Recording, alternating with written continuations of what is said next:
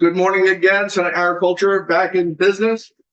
We're going to spend some time talking with NOFA Vermont about farm issues. And you want to lead off? I will just kick us off. I'm not going to speak for long. For the record, Maddie Kempner, Policy Director at NOFA. We have 4 farmers in here today to speak with you about the Farm Security Fund, which I see up on your wall, which is very exciting. Sure. And I also wanted to let you know, Chair Ingalls, that Joanna is here. We know you had some questions about our crop fashion farm share request, and we were hoping Joanna could speak to that at the end. Yep. To make sure that our farmers have time Sure. with you all. Does that work for you? Of course. Well, for us, the time is yours. You guys have until 11:15. So whatever it takes to get you guys there you go. Thank you so much. Thanks for having us. Yeah, thank you. I'm going to pass it to Bill. That's all right with you, Bill. Hi, I'm Bill Chitsey. You can have, I have a farm- seat. Have a seat. I don't mind standing. Oh, no, that seat is for you. If you want to That stay, seat's for you. Yep. Either way. I serve my town of Hardwick as Tell me your name again. I'm sorry. Bill Chitsey. Bill. Thank you. Yep. Actually, if you could take a seat simply because you'll be on camera. There we go. We want to see your face. There we go. Well, people at home do. I got, sorry. So, I farmed in Hardwick until my farm was destroyed by the flood. So I'm here to talk about that and show you some evidence of what happened. And I'm relocating to Greensboro, away from the river. My property bordered the river, and it's no longer going to be useful to human beings, except for recreation. So I'll pass this around. I wanted to say thank you. I got a BGAC check. And you could leaf through here and the pictures tell more than I can. Take your time with that. And I have a few small outline here to remember where to keep me on track. So I want to express my thanks, Agency of Agriculture, NOFA, Farm and Forest Viability. There's been so much help for me. I mean, really, it's been, I guess you would call me Grateful Bill. But when that river broke loose, it wasn't just water rising and flooding. You see from the pictures, high dry land, the infrastructure part of my farm, which I thought was safe from flooding, disappeared. I mean, in 30 minutes, just disappeared. Half of the barn was taken. The equipment and tools and supplies in that barn never came back. And you'll see at the end of the pictures, 2 vehicles that were in the barn. I had to fish out of the river a month later downstream 2 miles. And I did that to keep in good standing. You're not supposed to pollute the river. So I'm here to ask for your support for the Farm Security Fund.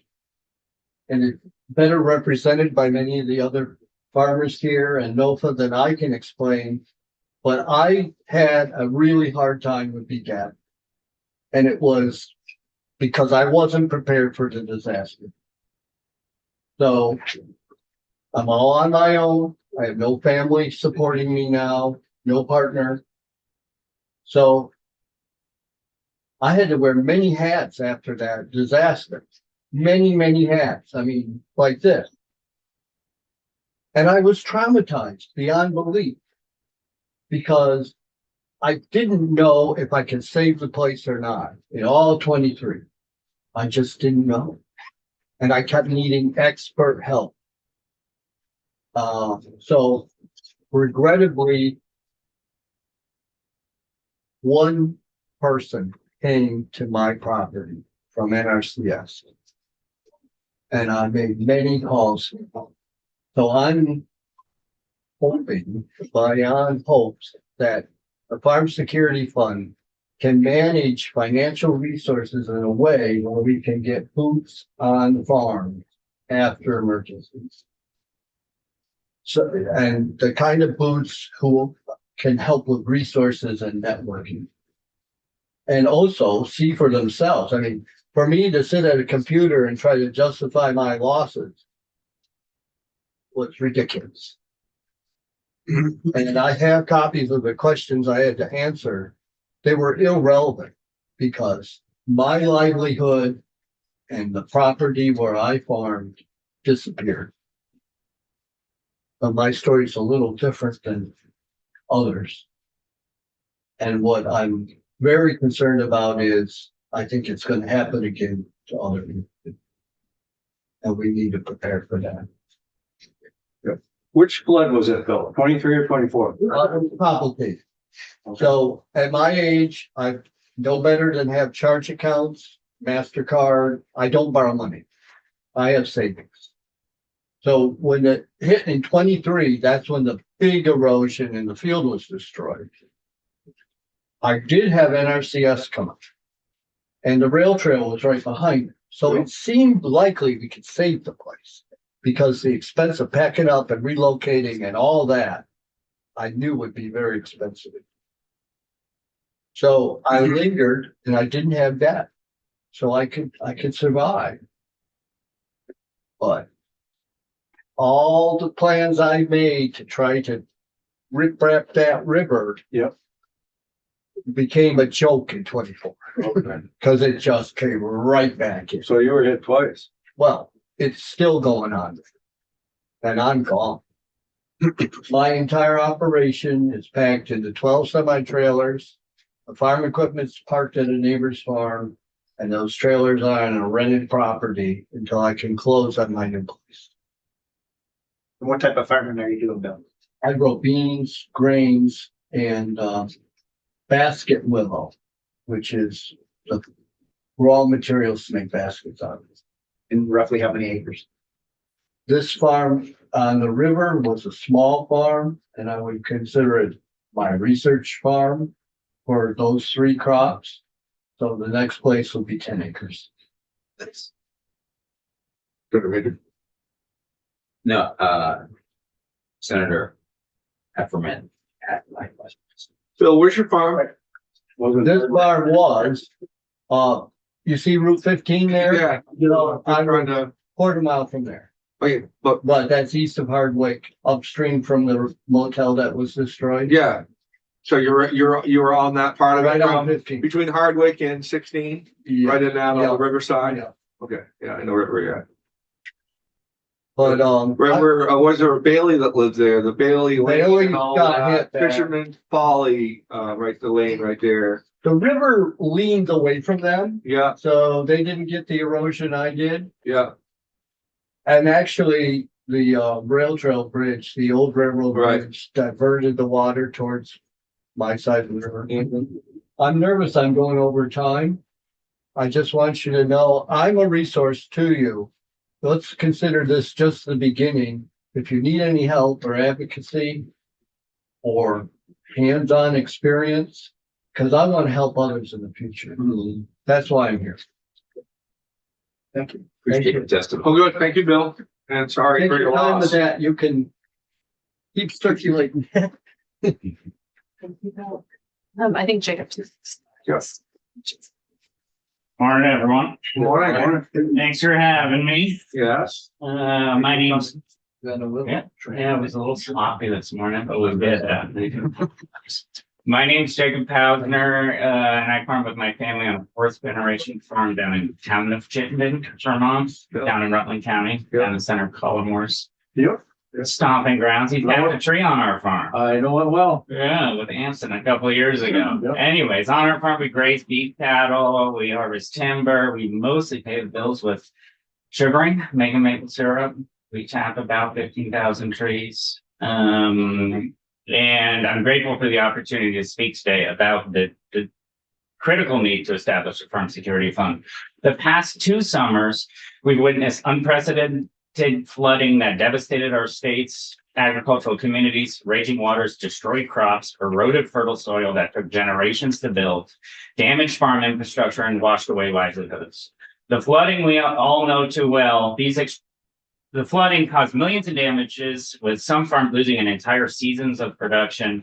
As you all know too well, these extreme weather events are becoming more and more frequent and severe, leaving our farmers increasingly vulnerable without adequate support systems in place. The tools such as crop insurance simply don't exist, certainly in Maple, and aren't a good fit for most farms in Vermont. I also serve on the board of the Vermont Sugar Makers Association. If you're curious afterwards, we can talk at length about how this would significantly impact maple farms. Our farms aren't just growing food, they're stewarding the land that makes Vermont what it is. When we fail to protect our farms from climate disaster, we risk far more than a season's crop. Here's what I know is at stake: the economic stability of our rural communities where farms provide essential jobs and drive local economies, our food security, and the resilience of our local food system. The environmental benefits that well-managed farms provide, including flood mitigation, wildlife habitat, and carbon sequestration, and the preservation of our working landscapes that define Vermont's character and support our tourism industry. So after the tragic flooding of 2023, like many Vermonters, we were shocked by the scale of loss. So we did what we could on our farm. We crowdsourced a fundraiser. So we donated a lot of our sales. We have customers all over the country, right? We e-commerce and direct to consumer a lot of our maple. And we raised a lot of money for the NOFA emergency fund. And a lot of other institutions, as you know, did the same, right? Vermont Community Foundation, FSA, the Center for Agricultural Economy, countless Kickstarters and GoFundMes. And it was a silver lining for many engulfed in the flood clouds. But in that, there's a problem. When we rely solely on private individuals and nonprofits to respond, we run the risk of a recovery that is inadequate, uneven, untimely, and inequitable, right? There are, of course, better positioned farms in any recovery, popular farms with wider audiences, bigger farms with more resources, and older farms that have learned to navigate the funding bureaucracy. I worry about the small farms, the ones that haven't ever been to an FSA office, the ones who aren't online and wouldn't know how to start a GoFundMe. In 2023, NOFA raised 1.7 million-ish. 2024, NOFA raised 350,000-ish for the Farmer Emergency Fund. And I worry about the sustainability of depending on nonprofits for the long haul. This is why it's so crucial for a fund to be positioned in the state budget that can be equitably and efficiently administered by the Department of Ag. The proposed Farm Security Fund isn't just about emergency response. It's an investment in Vermont's future. By helping farms recover quickly from disasters, we maintain agricultural infrastructure and protect generational knowledge. We preserve local food production capacity, critical for our state's food security.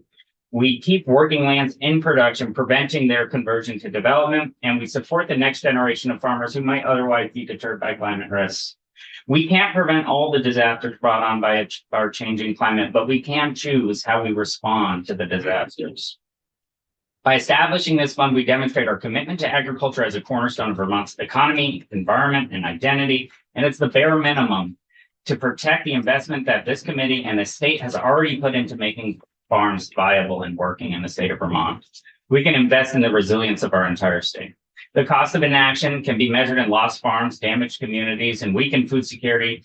That far exceeds the investment that this fund requires. I urge you to support this vital legislation and protect the future of Vermont agriculture. And most importantly, I urge you to support the language and funding scope of this bill, because we all know for policy to work, it kind of needs some teeth or some dollars behind it. Anyways, thank you for all listening, and thank you for your time and for your years of service. I appreciate it. Thank you for your years of service. Honestly, I'm still do pretty appreciate what you're doing. young. Any questions? Otherwise, I'll cede my time. Yeah. Well, first, Jacob, thanks for coming up. I know probably wasn't the most ideal driving conditions today, but it's great to see you. I'd invite folks to come down to Chittenden and see the farm if you're in the neighborhood. I haven't heard a number yet in terms of what and maybe it's Maddie that will provide that. So I'll just leave it out there and we'll get informed at some point. I can answer that. Jacob, can you answer that? I believe the number is a floating number based on a formula that deals with the averages of estimated losses from the previous 2. 3 years. So what's 3 in the years. bill is that it'll be going forward the appropriate. Sorry, Maddie Kemner for the record. No, for one.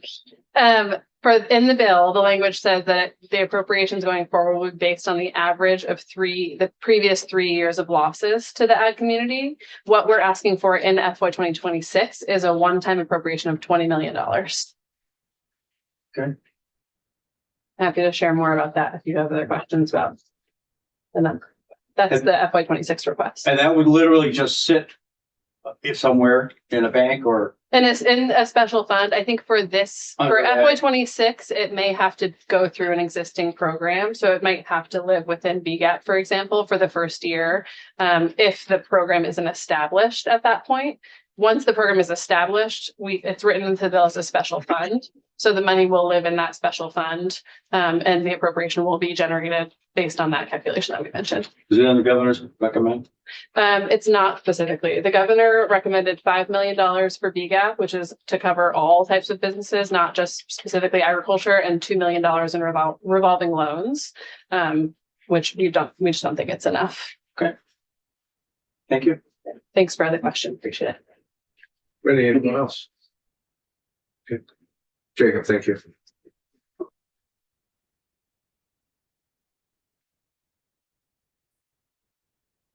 Okay, Justin, I believe, is next on our list, and Justin has some photos that I'm gonna run from my computer so he can talk to y'all.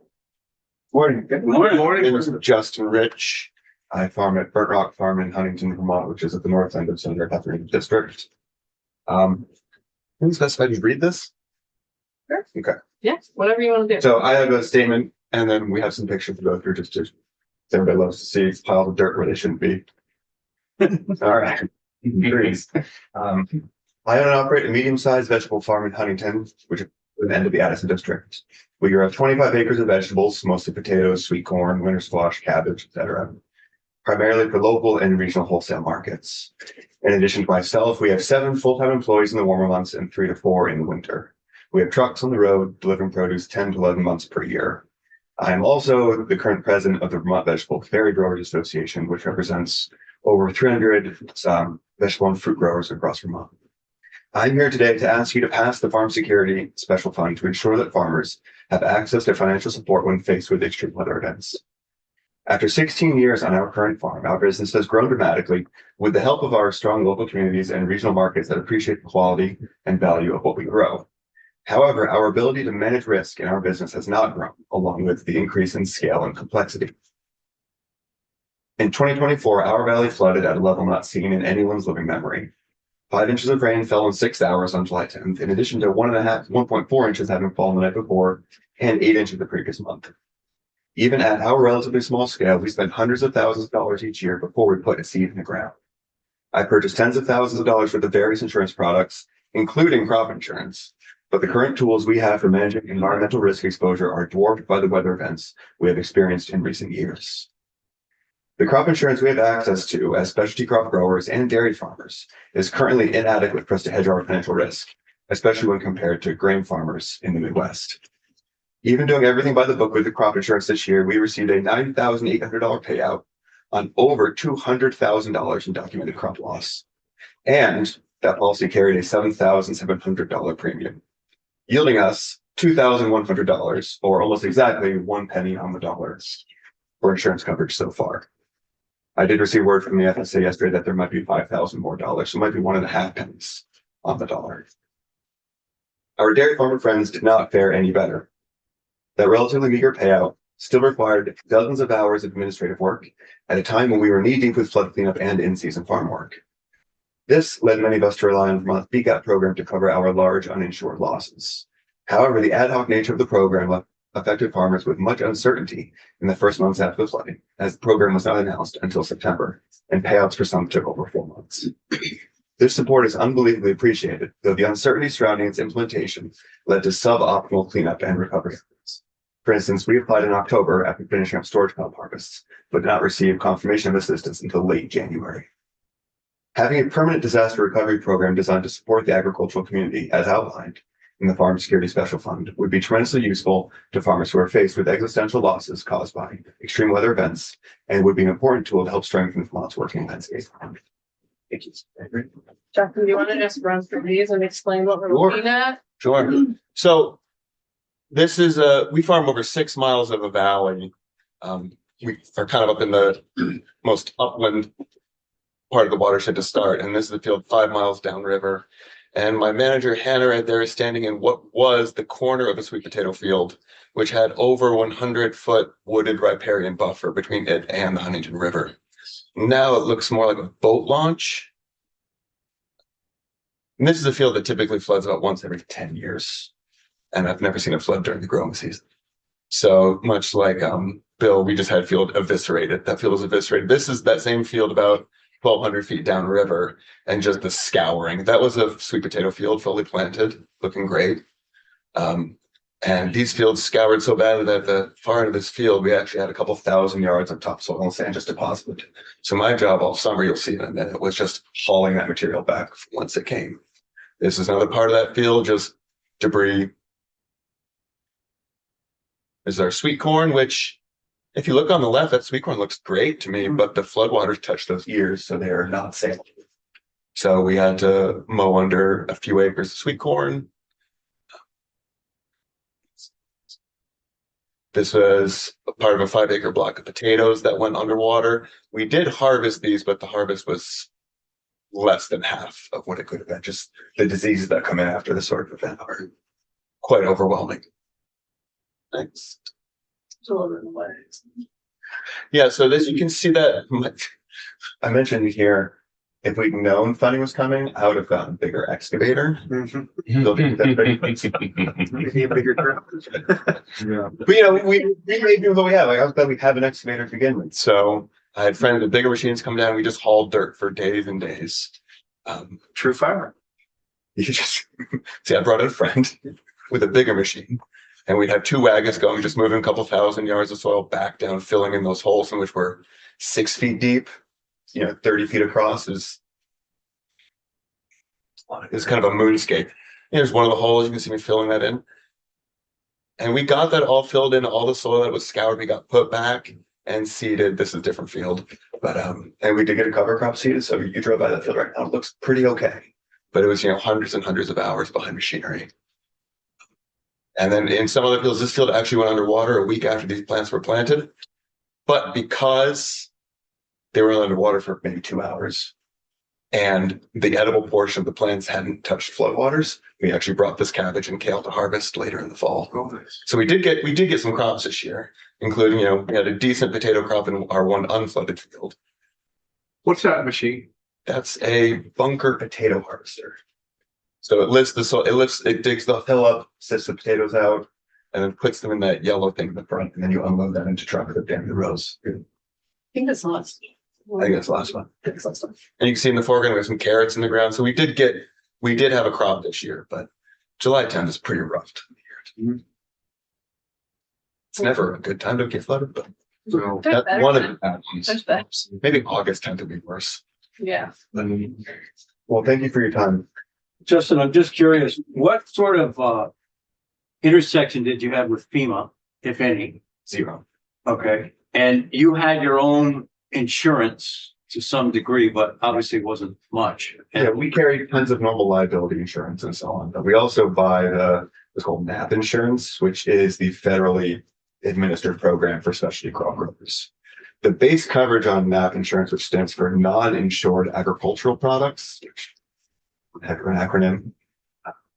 The base coverage is it pays 50% payout once you've lost, or it pays 55% payout once you've lost 50%. So it's basically a 25% insurance plan. But it's a very Byzantine program with payouts that are sometimes tied to real numbers and other times not. Like on our sweet potato crop, we lost $75,000 worth of sweet potatoes and it was a $3,000 payout. Yeah, it's like 100% loss. And how do they ask you to prove what you're saying? We work pretty closely with FSA on this every year, so they have all of our documented history. A lot of times farmers will complain that NAP doesn't work, but they've never actually gone through it. I've gone through it, and as a program, it works. As insurance, it does not work. So it's mainly a way to get access to ad hoc disaster programs at the federal level, which are great, but they're not to be relied upon. They just show up sometimes. So on the whole, I think it's a worthwhile program, and the folks who run it do as best they can. But it leaves a lot to be desired for somebody who's trying to responsibly hedge their business's financial risk. including, you know, you can buy expensive MAP coverage, which we do on potatoes to do more in. But we basically have to lose 35% of our crop for paying for that thing. And that's above profit margins. Yeah. Or rather, 65% does not pay out the full cost of production. So my experience with BGAP program was actually, I thought it went really well. I thought that I had pretty good record keeping. So I found it to be not that hard to administer, but the question around whether it would exist in that July and August timeframe, and then the duration of that it took to get payouts was not ideal. But again, I appreciated the money. It was a good chunk of What was our the length of recovery. time for the payout? 3-4 months. I applied in mid-October because you had to say what your losses were, and I had to take some of these storage crops to harvest to see what they would be. So we pretty much applied as soon as we had our last potato in the barn, and it was 3.5 months. But yeah, I'm careful on that kind of like. That's a government program? Yeah, the BGAP was the. Well, that's pretty quick for the government. Yeah, exactly. I mean, it's in the world. I've had MAP payments that were 18 months out from it. So it's. I mean, I think everything could be better. Yeah, This is BGAP was- not something, I don't want to like dump on the program at all. Things been fantastic.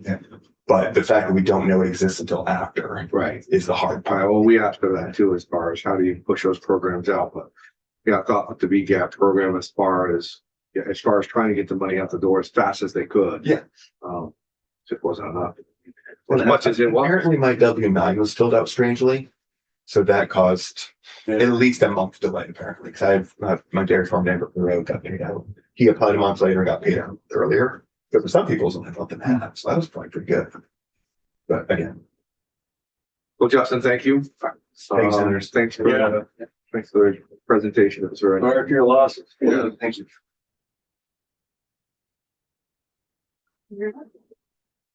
Morning. Good morning. David Keck, Stella 14 Wines in Cambridge, Vermont. Grew up in Vermont, left for a while, came back in March of 2020. An interesting time to move back to the state. Thanks for Yeah, coming. just we were in a moving truck as things were closing down, which meant I didn't go to my parents' house because they're over 70 and I was certainly would kill them with COVID. Our house fell through. The job I had lined up fell through, and we ended up renting in Milton, Vermont. I grew up in Newbury, Vermont, over the other side of the state. And in 2020, the Boyden family decided to lease their vineyards, which I had been in the restaurant industry and studying wine for 20 years. So I decided restaurants are closed. I may as well put my money where my mouth is and start farming grapes and making wine. So we took over the vineyard in 2020.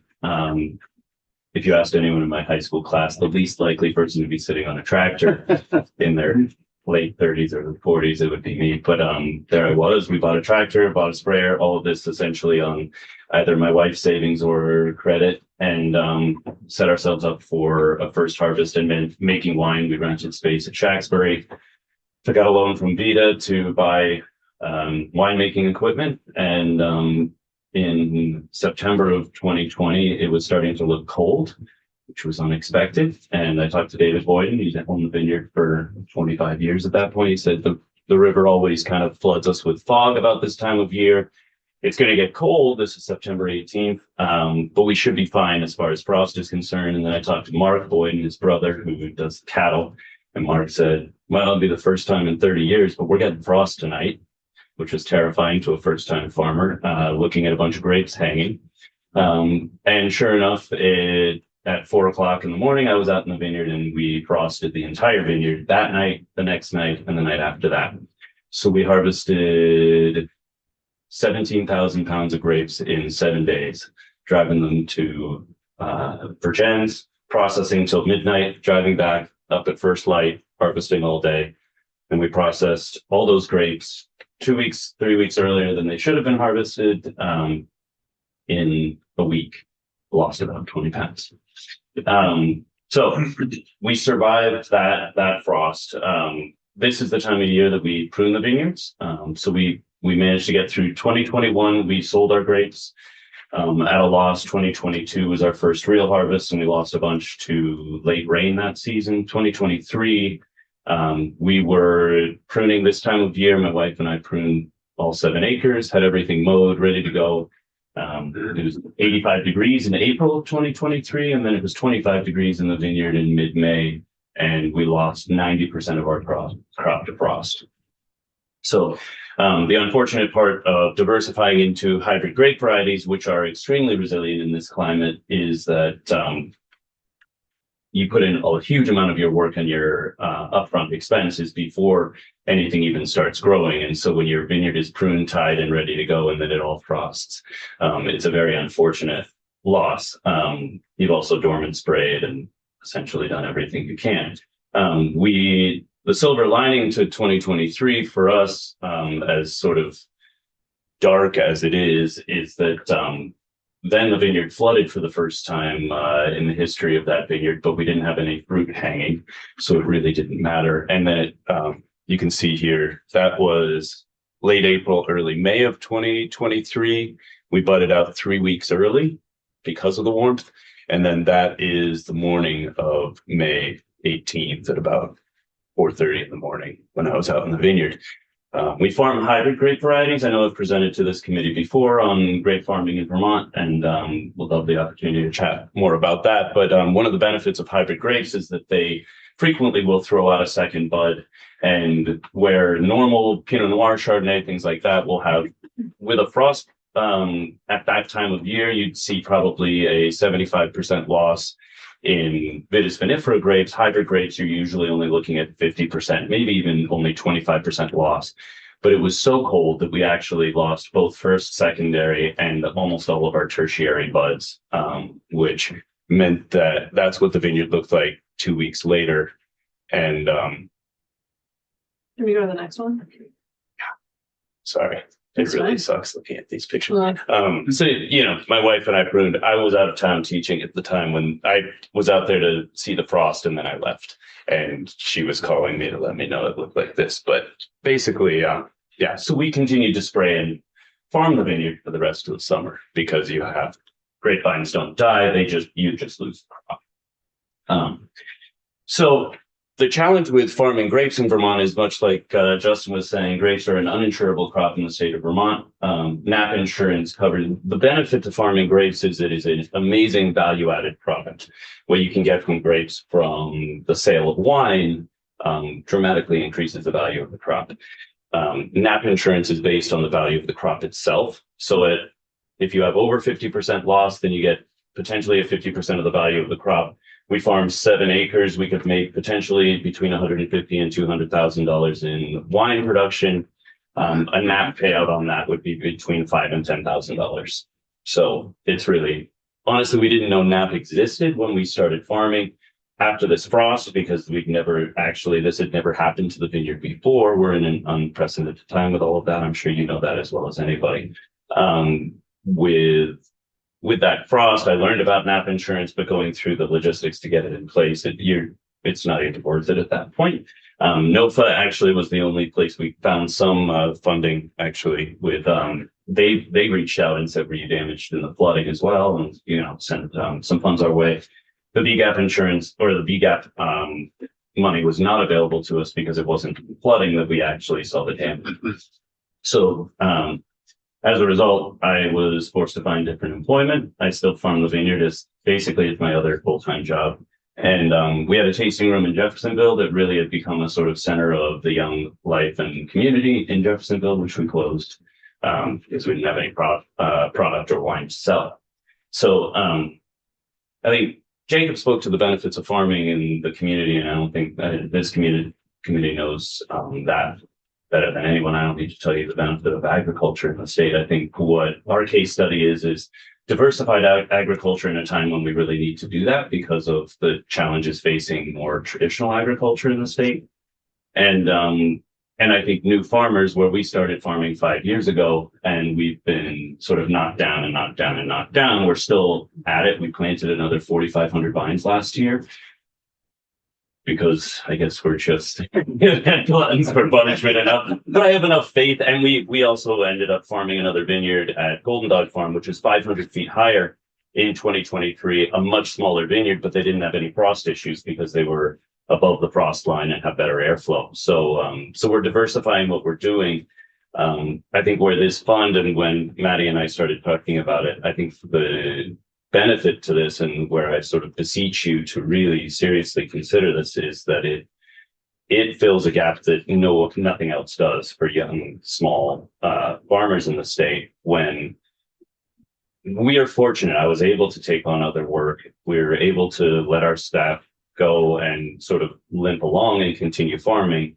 We're fortunate. That is not very many farms of our size in the state. And I think without something like this moving forward, seeing the events that we're seeing, we're going to see a serious hit to agriculture in the state. And I grew up here surrounded, both of my neighbors are farmers where I grew up. And I think it would dramatically change the landscape of the state and not in a good way. So thank you for your time. All set.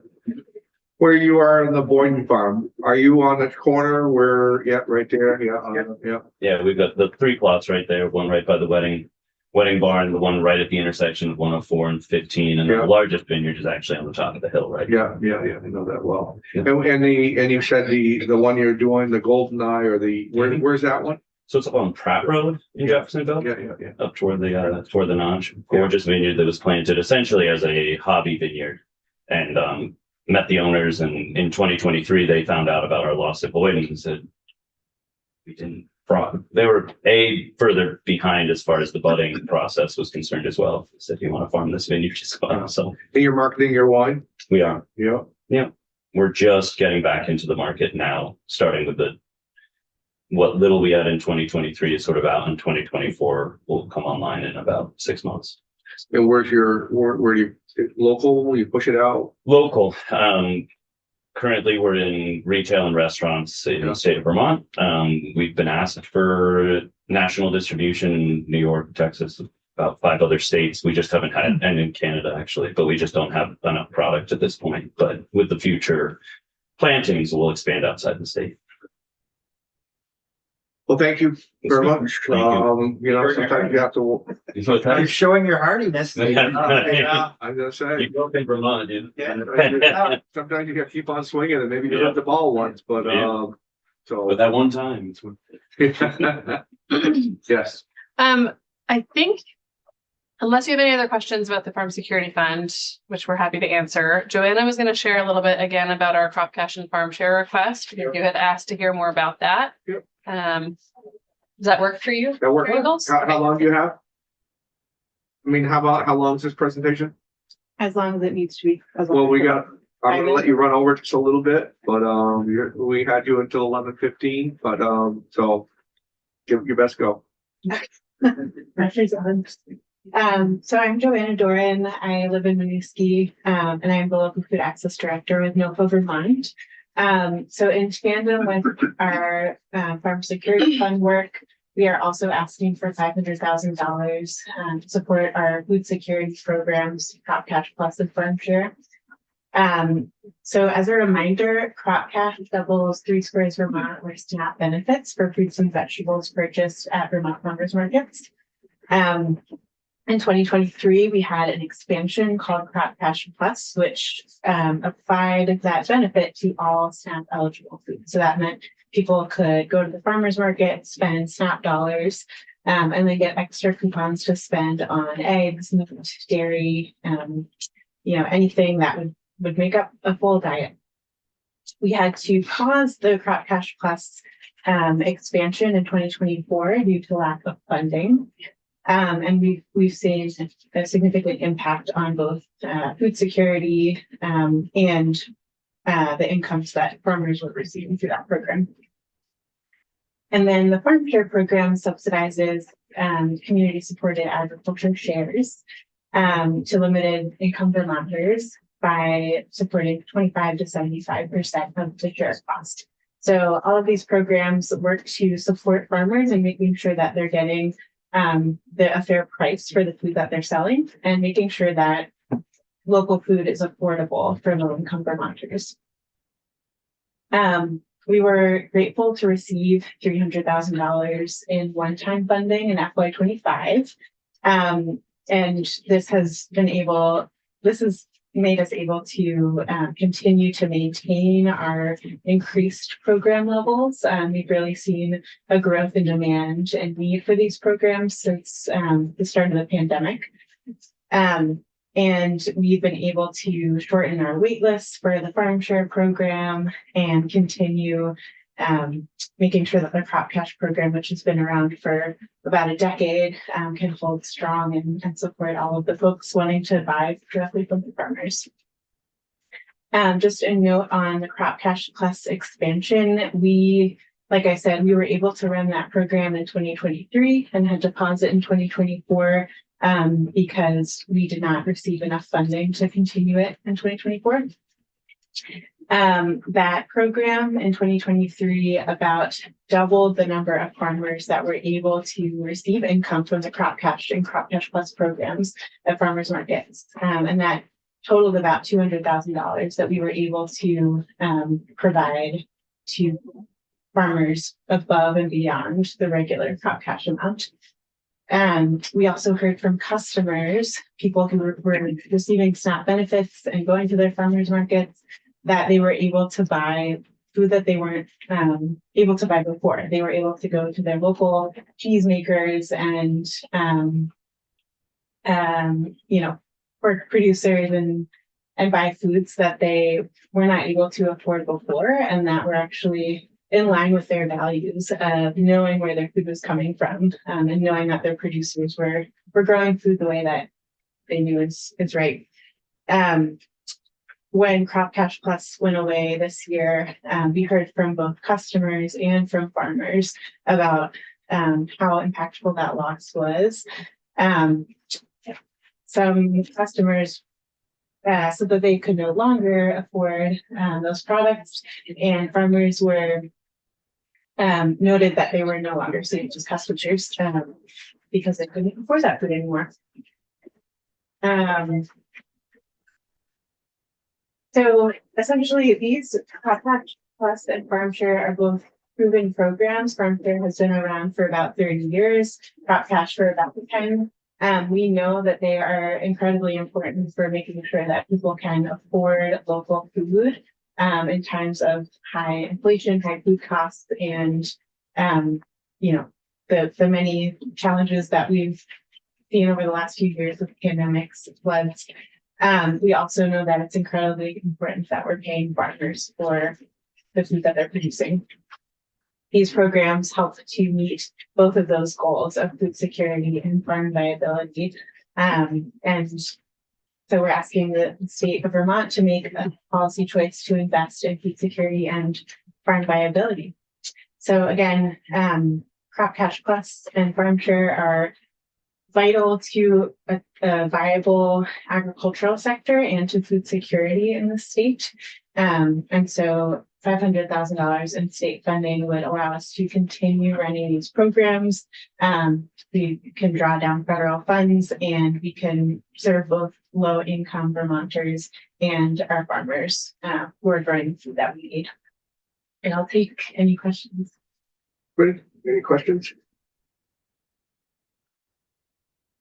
Okay, we're good. All right. Thank you very so much. much. Thanks for coming in. Thank you. On the dot, Right on the money. 11:15. Well, thank you. Thank you I'll for give having back us some of again. it. Okay. Thank you, John. Yeah, the internet still up. I think Senator Major just set that up for next week. So yeah, we'll be working on that. Senator Major is gonna take the lead on that, and we'll do what we can. I've talked to appropriations about the bill already, and so we'll see where we end up with it. Wonderful. Thank you so much. Thank you very Thank you very much. Thank you for coming in. Yes. And sorry, back. sorry for all of your losses. Starting to here again. I got your number if I get stuck on Okay. Maybe decide on the Yeah, cafeteria. okay. And then Thank you. come down here if you want. Fine. All right, Thank you. excellent. Thank you all. Thank you. Our next witness is not here yet. Yeah, she poked her head in. Yeah, she poked her head in, yeah. She liked Leave it it. open. Yeah. Yeah, leave it. Thank you. Yeah. That would be hard to stay. Um, Yeah, doing one piece of the- Oh, yeah. Yeah, I think you would probably jerk out your product. Okay, we're gonna spend some time now with, as you guys are aware, manure spreading regulations in Vermont. Lauren Petrie. with The Pete Grove.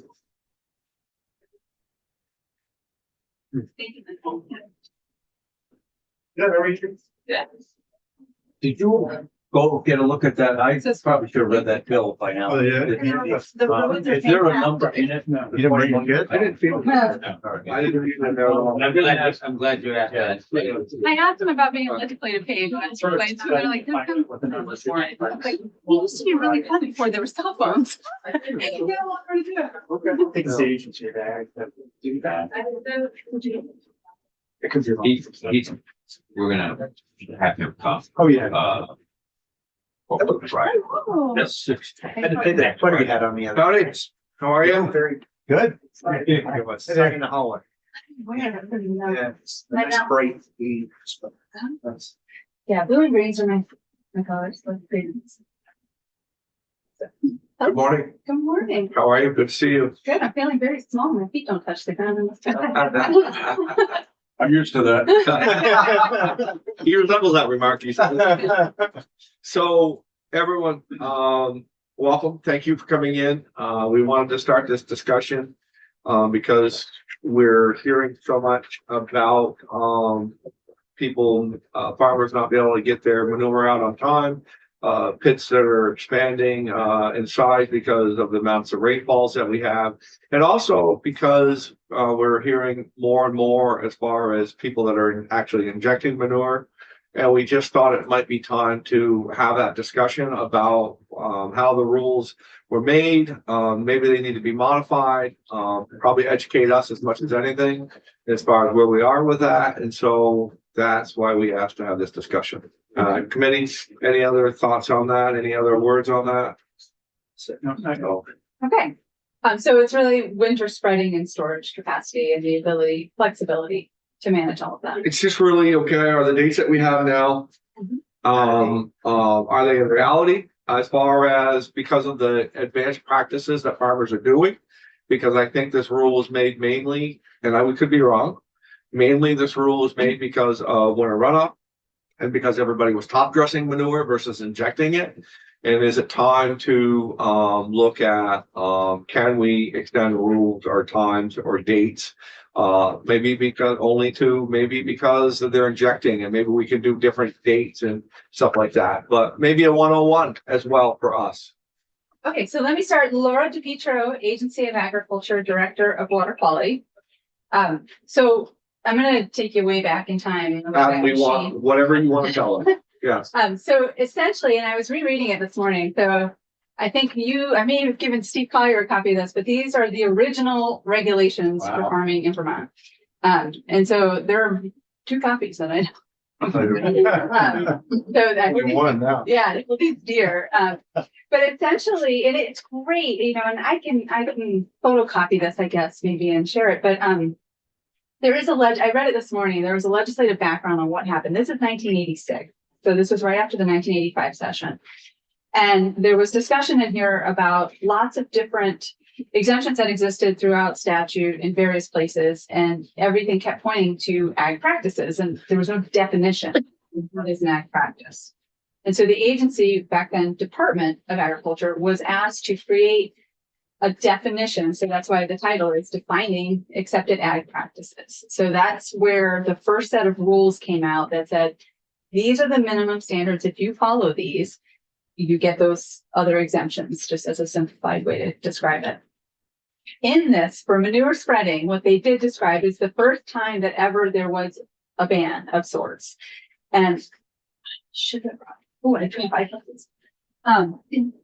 essentially it described it would only apply in floodplains or floodways rather, which is a very, very narrow spot. It's where the flood goes fast in the field, not everywhere it goes, but where it goes fast. Essentially, which is not a technical definition. But so that was set up, and that it was saying, anywhere on snow or frozen ground that is in a floodway. So that was the first set in 1986. And the purpose of what they said in here was, in those conditions, to your point, you can't incorporate manure. And so they needed some form of way of saying, and there's some science in here from back then. of how runoff can generate if you apply manure on the surface. And so they created that regulation because in those conditions, runoff was more likely. It evolved over time. In 1995, it changed from being just that specific floodway area and frozen and snow covered ground to the dates. I apologize. That set of rules, which is in my little treasure trove of all my little happy rules of old, doesn't give me much context for why the dates were chosen. So I don't have information on that, other than I assume everyone just kind of looked at what we know, right, and what we see. So that was December 1st, or December 15th, sorry, to April 1st. And that was in place from, it's still in place, but that started in 1995, those dates. And it was because of an emergency exemption, an emergency situation that you could get an exemption to those rules. Anecdotally, I'd heard through the years, listening to folks that had worked here prior, that, there was a challenge in trying to implement this, right? Because people were so used to daily spreading, and it did require a lot of manure storages to be built. So it was a big shift from how people managed back then. And can I add one thing? I apologize for what you thought. Well, also what we're hearing, especially when we had the fertilizer folks in here the other day, and I know when I was in that business, farmers didn't used to rely so much on the phosphorus content of manure. They used to buy it commercially and to apply that, but now there's a big difference as far as the value of manure as well. So again, I just, as we're walking through, and what we're trying to get to is to maybe since 1985 or 86, there's just been a lot of different thought processes as far as what the value of that crop or product is versus what those rules were made back then. Absolutely. Back then, still even, you have to go back and really think about it, but I don't believe in 1995, really, there were some, nitrogen was more of a focus because it, just the volatilization, the smell, and you're right, phosphorus wasn't necessarily the focus. I don't think we had as many linkages of knowledge that we do today. So there were some regulations around some nutrient management type stuff, but it was more focused on things that today we're well beyond and are just inherent in farming, as far as saving your money to make sure that you don't lose your nitrogen that you might apply. But you're absolutely right. The regulations have, when this was started and these dates, where we are today is very different. So the exemption kept getting modifications over time. One of the things I do recall, there was a year, because sometimes we can have two things happen, right? We can have a perfect, we can have three. We have a perfect year that on these dates, the world opens up and everything can be operated on either end, no problems. We could also have where the weather extends on either side and becomes a problem. And we've also had where it gets really lovely inside. So we have lifted the ban. We lifted it in March one year, and I want to say it was 2012. I remember in February, you could wear tank tops. It was a very strange year. And so there was no snow cover for a very long time across the state, and we lifted it. But one of those years was a rough year, and Senator Bray at the time wanted us to have the ability, the agency did not request this, but wanted to extend the ability for the agency to make the ban longer. So that was put into law. And so we can actually start it earlier, 15 days earlier, and end it 30 days later. So they put that in. And so then when we had to revise the rules, we incorporated that within the rules. It's an option that the secretary has. It's not the dates of fixed date. The fixed dates are still December 15th, April 1st. So there is that, which is sort of the opposite of what you're asking about, but just to understand where that came from. And that was all during the Act 64 of 2015 timeframe that happened. But one of the things that happened in that timeframe as well is we had a work group to work with farmers. We called it the Ag Working Group to figure out, we knew the regulations were going to have to change. And so we met with them to figure out what's different. And we had technical service providers as well. So people who work with farms to help them with nutrient management planning work. And in those conversations, New York would come up a lot. New York has some flexibility in spreading in the winter. And so the ask of the farm community, which then was asked of the legislature, because our report went to the legislature, and the legislature told us to incorporate it in the rule, was to create a process for being able to have pre-approval of winter spreading, essentially. And so they call it a seasonal exemption. It is in the rule, and I did, this is online, Linda, so I apologize, I didn't send you a link, but I think, do you all have your own copy of the RAPs? No. Because you should have one here. I think we do now. Go that way. You do go that way. So that's the RAPs. Thank you. And if I guide you on a tour, to show you where this is located in the rules. Um, 22 starts in New lease application. Okay, so if you go to, yeah, it's kind of a couple pages, 24 and 25. 606 says the New York starting exemptions. And so it basically says, you know, the regular exemption stuff, and then we can do a seasonal exception in B there. If you see 606B. Mm-hmm. So this seasonal exemption, I think one of the challenges, we've not ever issued one. Okay. And I think it's just because there's some challenges of how we would do it, given these specific requirements that were put into the law. These are in law, so they're in rule too, right? So these are not things that we made up.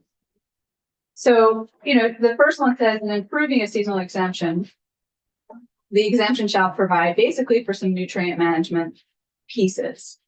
Some of these things in the way that they operate are difficult to do, like the phosphorus index. A lot of times just the way that that's built, it may kick a farm out of not being able to put manure in on a field just because it's already got the risk inherently built into it when you choose that winter model. And, you know, I've not built that model. I don't know if that's because we have a ban that it does that or because it's science that does that.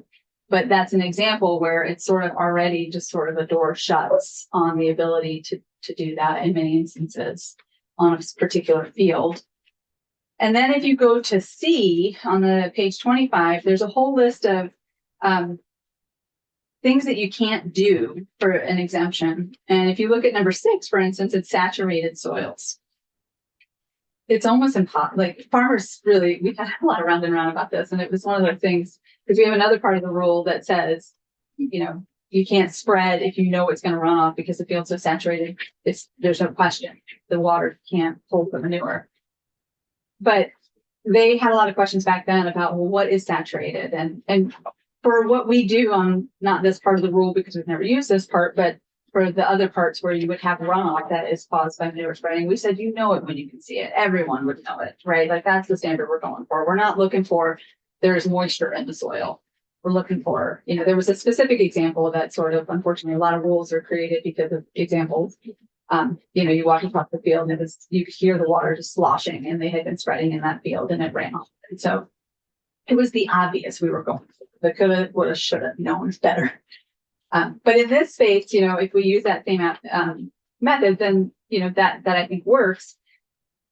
But I don't know if that works, you know, for spaces where if there is runoff in the field, it's possible this time of year not to have moisture at a higher level in the soils. And if there's runoff, you know, where's the protection? What rights do farmers have? It's sort of a concerning space, right, to issue an exemption and have runoff. Because when we do issue the exemptions, they're very discreet. They're smaller volumes. They're, you know, set max application rates. They're much wider buffers, things like that. So all of that to say, like, I think there are some things in this rule and in the law that do make it a little challenging to say that it reasonably could be done given the tools that we have today. It is different than how other states do it. I will say when we do issue exemptions, one of the things that we sort of tried to get away from, to sort of answer to your point of, farms aren't out there trying to do something bad, right? No. And they know how to do this. They've been doing this, many of them, since before I was born, right? So the idea that we sort of shifted to is giving them more flexibility to say, you choose how you do this in many ways. But if you run off, that is not allowed, no matter what you did. In the eyes of farmers, in the eyes of the industry, everyone included, and there's going to be differences where you're at in the spectrum. If you're on the ag side, you're on the environmental side, all of that, and everybody in between. Is there a benefit of less runoff by injecting manure versus top dressing? Well, I will say, so that was, so last couple of years, -1, which I'll explain, we hadn't had hardly any exemptions, right? Farmers had been able to manage it. And, you know, I think a lot of people have this misnomer that they must not have storage if they're spreading in the winter. And for some, yes, that's true. Often, for smaller farms, it is, they didn't have the money and the resources to spread it at all. So they didn't do the work they needed to do. They may have plenty of storage, but if you don't empty it, you don't have storage. But with the larger farms, we require them to have a significant amount more storage than the smaller farms. So the larger farms, medium and large, have to have 180 days of storage, a half a year almost of storage.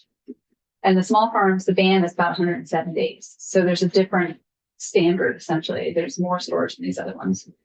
And in essence, you know, the misnomer is that they don't have storage. They do have storage. What happened 2 years ago, well, I guess it was the last one, we had the flood, it kept raining, right? And so farmers actually came to both Agency of Agriculture and Natural Resources and said, we want to make a good decision right now. We don't want to be out there spreading. We don't think it's a good time in the fall because it was so wet.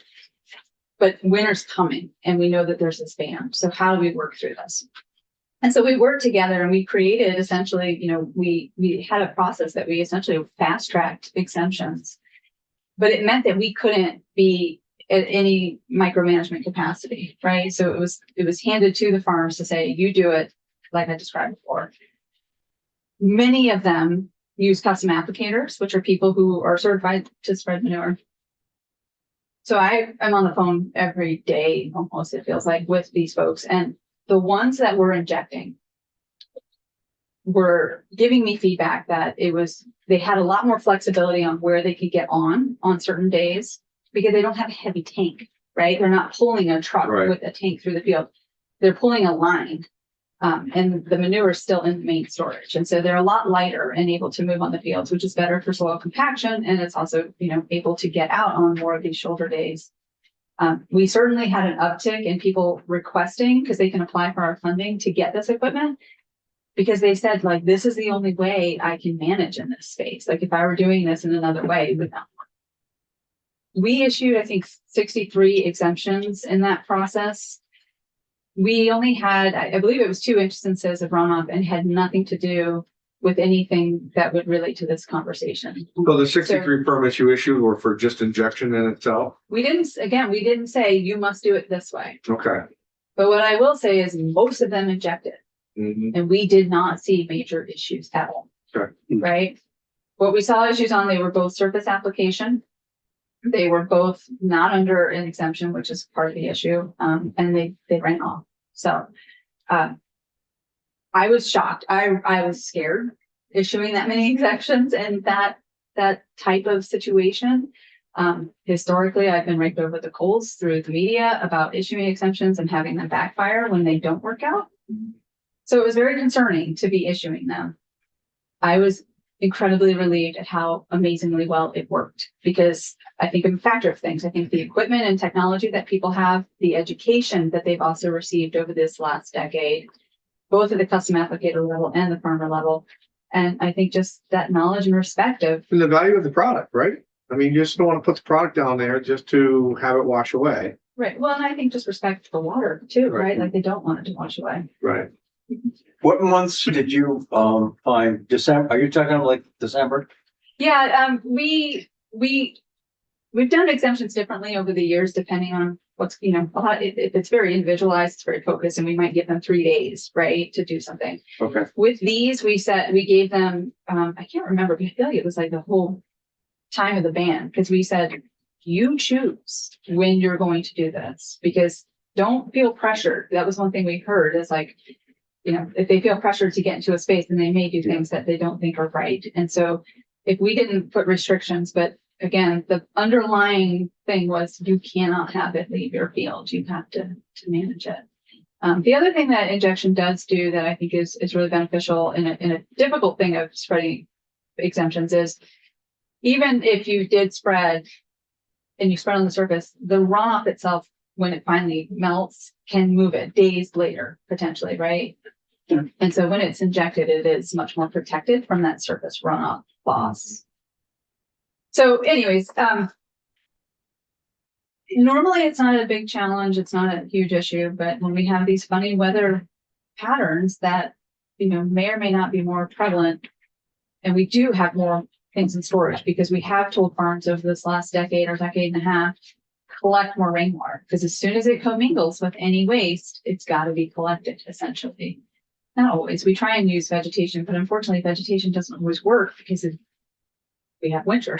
Right. So unless you have a good space where you don't have water anywhere nearby, it's very difficult to do that in Vermont. We have a lot of water. So thank you, Mr. Chair. The other aspect that I kept going back to, I think the injection piece is more important. But we keep talking about climate change all the time, climate change.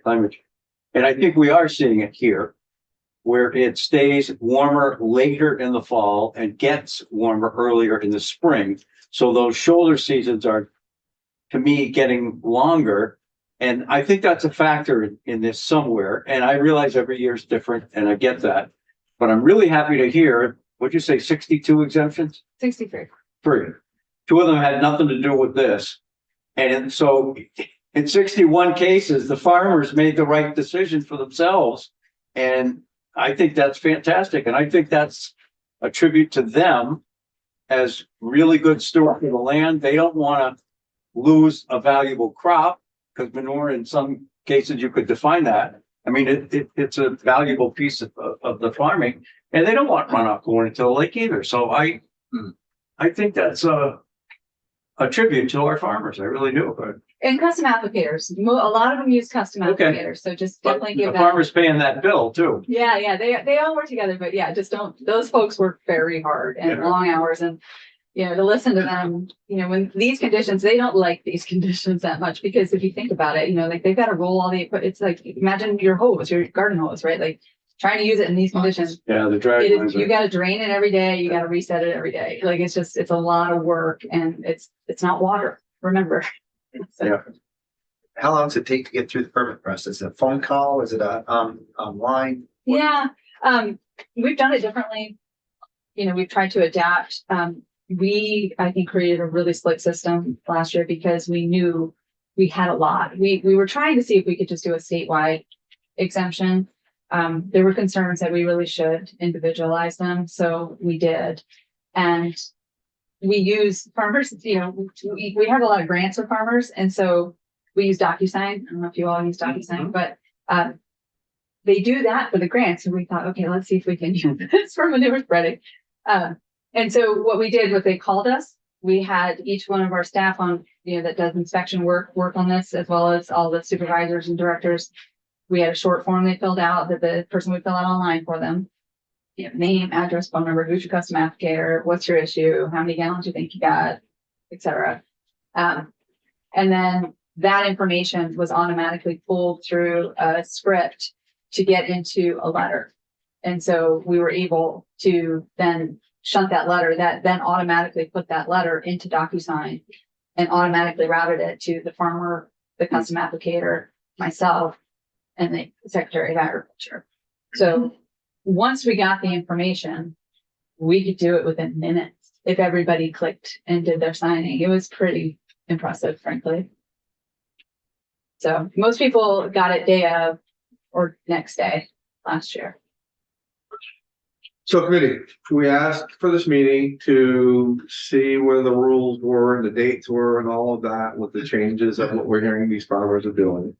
With a vast majority of them going to injections. We're hearing that the exemptions are being made as a case by case, and that they're not making them because, again, Laura said, well, she was worried that, that many exemptions. So we're hearing that the farmers, if they are presenting their case fairly, that they can probably get to what they want to do. Is everybody satisfied with what we're hearing today as far as the date, keeping the dates in place? Doing anything different, or I do have another question. You said that it was in 1995, but the dates 30 years. were in the rules. Okay, and there's we don't know why those dates were chosen, and it looks like the dates were added to statute in 2013. Yeah, the interesting piece is the 2013 edition, they had already been in the rules prior to that. So I think that they just copied from the rules into the statute. That's what I'm guessing, but that's why now it's statutory. And the agency could change it by rulemaking. We can't Because now it's because in now after the statute, yeah. Right. What do you think? Yeah, I think even though they're 30 years old, I'm sure they had a reason for. It wasn't December 8th, it was the 15th, and I don't know why it was the 15th and not the 8th, but whatever it was. But it also sounds like there's levers that farmers can pull to get relief when it appears that the soil is ready in their particular case, in their acreage. And I gotta guess there's probably a big difference between the northern part of the state and the southern part of the state. I mean, we don't And see east and the west, yeah. Yeah, we don't see similar weather patterns all the time. Sometimes it floods in one area but another. So I think it is important that we individualize the exemption. But I think it's, maybe farmers don't know they can, although I find that hard to believe. 63 did. I've got some to educate up in Troy that I've just learned for relatively new that don't know it yet. So I'll work on that. Oh, Um, there you go. that was a call today. But one thing I will say is just some interesting pieces is with the fact that people do call, we do learn things when things are not good, right? So we have come across some very concerning situations, again, predominantly very small farms that just haven't done anything and don't have any resources. And with that said, a couple of years ago, we did ask the legislature to put in statute the ability for us to step in, hire a custom applicator, pay them, and then, hold the farm accountable through the legal process to try and get money back if we ever could. That way, if a pit is just overtopping to a river, we can do something. We don't all just have to stand there and just keep, throwing final orders and try to go to court. Like, meanwhile, there's just manure going into the river. So we do find those situations because people do have to call because everybody knows, and we get, citizens know this regulation. And so they contact us. And, when we do have a list of people that we give exemptions, we share that with A&R. So if anyone gets a call, we know this is already potentially under an exemption, but it doesn't mean we still wouldn't look at it, right, to make sure it's being done correctly. But so there is a benefit there. On the flip side, I will tell you that ever since I've done this job, I don't think I've ever had a Christmas that I haven't had to deal with exemption. So on the personal side, it's a stressful time of year because everyone's trying to get a lot of things done. And when a lot of people need exemptions and we've got to, staff out on vacation, we've got to deal with trying to figure out, because what we normally like to do, if we only have a few, is we send inspectors to see what's going on with an engineer to calculate how much manure they need to get out. And we really look at it in an individual basis, because when it's a good year and someone calls, there's something going on, right? So there is that side of it. I hear both, but I just want you to be aware, a lot of the challenges we do find is through this process. My concern would be with the dates is that, like you said, everything's one's getting a little longer, a little shorter. It's been rain Tuesday, Wednesday, Thursday looks good. Friday gets real good. The weekend they can spread. I call you on or fill out because I can do spread over the weekend or inject over the weekend. Now I can't get that permit to okay me. Well, that's why my weekends and my life at that time of year. Yeah, it's 24/7. Right.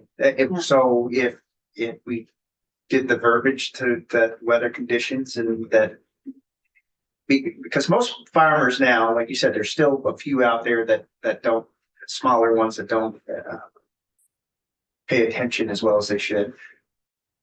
But the larger farms and the medium farms, you're pretty intertwined with them now. And it seems like that, especially with the web and that now, that we could see that, you could extend the season and say, but farmer knows when they're doing wrong, we all, and I really still think that the judgment call should be on you, but at them as well, because it's like, it's beautiful weather out. I can't spread because it's December 16th. This is just ludicrous. Well, and again, the seasonal exemption was born in another committee when they created it in law. And it doesn't align with what we do for emergency exemptions, because it is so much more detailed and described at a level that, You know, I understand the emergency one, when you, like you say, if a manure pit flowing into the river, that's major, something needs to be done. Yeah. But it's, Well, what I'm hearing, and everybody correct me if I'm wrong, is that, yeah, the dates were the dates, but with a better than not even a good argument, just common sense, that there is flexibility in the plan. And that, that if, you know, I mean, and it's not even about emergency spreading. It's not even about, well, my pit's getting too high. It's just like, let's get ahead of the game and let's get this done now, today. Because the work that we can do today is, if it happens to be 30 days earlier than what you normally would be, that's what I'm looking for. I'm looking for. It's a different year. It's a different time. We have a chance to get our work done early because, you know, the field's not going to flood. We're not going to have to run off and all of that. Can we do that? Can we get out there? We're injecting. Is injecting better than top dressing? I think it is from what we're being hearing. And can they even just get ahead of the game? Because 30 days or whatever time that they can get that work done leaves them to go get something else that they can't get ahead of. yeah, as long as they can manage it. And again, I think they've shown that they can in these emergency exemptions. That's not to say it's always 100%, but We could move the date past the holidays for you if you. January 2nd or 3rd. yeah. literally, I mean, I do it, you know, and I'll do it every year. If that's what people need, but it is always just. Well, thank you for that. I mean, Yeah. it's with some personal sacrifice, I'm sure. Yeah, no, I Sounds mean, like if we did push it to January 1, that would save you a lot of, yeah, I mean, for 15 days. there's years, you know, these guys wake up early. So, you know, they're calling me at 5:15 easy, if not sooner. And so, you know, but we do our best because they need to get their crew and they need to go. And so, you know, if we need to have those dialogues about what's going on, we try and make ourselves as available as we can. So anyways, I support whatever you need from me to give you information, research so that you can understand. So let me ask you in a different way. Are you comfortable and you think that the people that are calling you are comfortable with what's going on right now and where the rules are and where the changes are and the injecting and all that? Do you think that there's enough flexibility in there so you're getting in a reasonable sense because that it's working well? I'm going to answer it with multiple people, Yeah, right? Because not absolutely. everybody's the same. I think those that are engaged and are doing this work and, you know, are involved in things like the Champlain Valley Farmer Coalition, you know, they're going to meetings, they're getting the education, they're out there and they're aware of what's going on in terms of the challenges socially with agriculture and water quality. Those folks I'm not worried about, right? They understand it, they're doing it, and, you know, they're really dialed in. I do think they can get frustrated that the government's in their way, right? Because even the fact if I could do it quick, I'm still in the way, right? From Right. just making any decision to figure out how many people do you need to bring in, right? You've got to decide all this stuff. And so I think that there's an annoyance there. I think they go through the process and they're good about doing it, but again, they're not the ones I'm worried about. It's the ones that don't have that mindset and education and thought that it is really important in many instances to slow them down and figure out what's going on. And then there's a third category that just doesn't call you and does it, and then you find out because there's So it sounds then probably we should leave this alone. Because it sounds like there is a mechanism to police the ones that don't want to do the right thing. And it sounds to me like the ones that want to do it the right way are able to do it. I think the one thing that isn't working right now is the seasonal exemption process that's in law. The way it's so prescriptive doesn't give flexibility for people to build it into a nutrient management plan in a way that they don't have to contact us. Because we have an authority to build a seasonal exemption in a plan so that we don't have to have that dialogue. Those farmers can choose that, but they have to pre-plan it. Mm. And, you know, we'd have to approve it, but right now it's very prescriptive. And I think you could loosen that to be in a space more like the emergency exemptions and give more of the power to the people and hold them to that performance standard, right? Rather than the details, hold them to, you cannot have it run off, right? That's the underlying thing. Right. So that's the one area, because we haven't been able to pre-build it in for people and assure that they can meet all of this micromanaged level stuff. So Should that be something that we try to do? I'm leaving that to you. I'm just telling you, we haven't issued any because it's at this point written in a way that I don't think is very successfully able to be managed. Who would help us in that wording? I could certainly give you a copy of our exemptions that we give so that you could see how we create that space to put that onus on the farmer, right? Because if you think about an entire nutrient management plan, they already have to write one of those. Yeah. And the onus is on them to manage it and to make sure it's kept up to date. And so I think by using that process that already exists, that's an important. We'll discuss it as a committee and, see where we land on that. Yep. I may have one other question. Yes, sir. Yep. I'm just looking at the one section of the statute, but I'm not seeing it allowing any exemption other than the seasonal exemption and weekly, monthly, or seasonal, not an emergency. I don't see it in the statute. I see just prohibition. Yeah, and that's because it was created back when I had that one fun one, right? Under this process of the agency was directed to define this, and the agency defined it, and then the agency kept going through this rulemaking process with it. When Senator Bray wanted to add the extended dates and then the seasonal stuff, that's what got put in. And that's why that is there. No one had ever gone back to take the details. But you're still issuing emergency exemptions, even though the statute doesn't necessarily allow it. And last year we had an emergency order from the governor because of flood related to it. Sure. Yeah. Ready? Yes, Laura? Yeah, thank you. Enjoy your new copy of your RIP. Thank you. Thank you for coming in. It's very, very helpful. We'll discuss it further and see if we're gonna pick any action. Certainly. Linda, do you want me to email the RIPs to you? Okay. Even though they're I want you online. to give me a Yeah. electronic copy. Yeah,